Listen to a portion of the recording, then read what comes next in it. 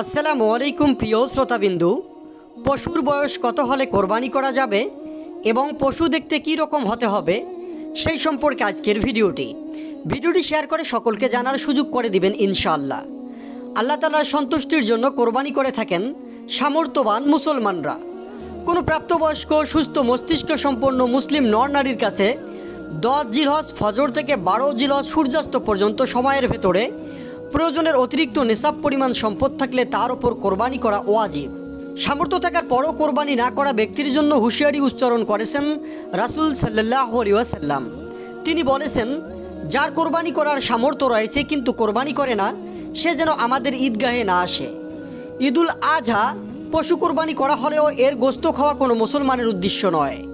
সবাই নিজেই সামর্থ্য অনুযায়ী প্রিয় এবং মূল্যবান পশু কোরবানি করলেও তাদের উদ্দেশ্য আল্লাহর সন্তুষ্টি অর্জন করা। পবিত্র কোরআনে আল্লাহ তাআলা বলেছেন, আল্লাহর কাছে পৌঁছায় না সেগুলোর গোশত এবং রক্ত, বরং তার কাছে পৌঁছায় তোমাদের তাকওয়া। এভাবেই তিনি এদেরকে তোমাদের বশীভূত করে দিয়েছেন যাতে তোমরা আল্লাহর শ্রেষ্ঠত্ব ঘোষণা করো, এজন্য যে তিনি তোমাদেরকে হেদায়েত করেছেন। কাজেই আপনি সুসংবাদ দিন সৎকর্মপরায়ণদেরকে। কোরবানির জন্য হৃদপুষ্ট ও স্বাস্থ্যবান পশু নির্বাচন করতে হয়। কোরবানির পশু সব ধরনের শারীরিক ত্রুটিমুক্ত হওয়া জরুরি।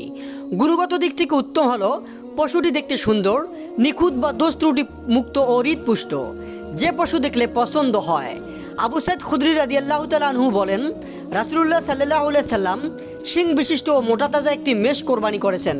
এর চেহারা, পা ও চোখ ছিল মিটমিটে কালো। 6 ধরনের গবাদি পশু কোরবানি করা যায়।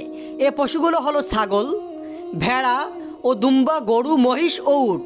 কোরবানির জন্য উটের বয়স 5 বছর হতে হবে, গরু ও মহিষের বয়স 2 বছর হতে হবে, ছাগল ও ভেড়ার বয়স কমপক্ষে 1 বছর হতে হবে।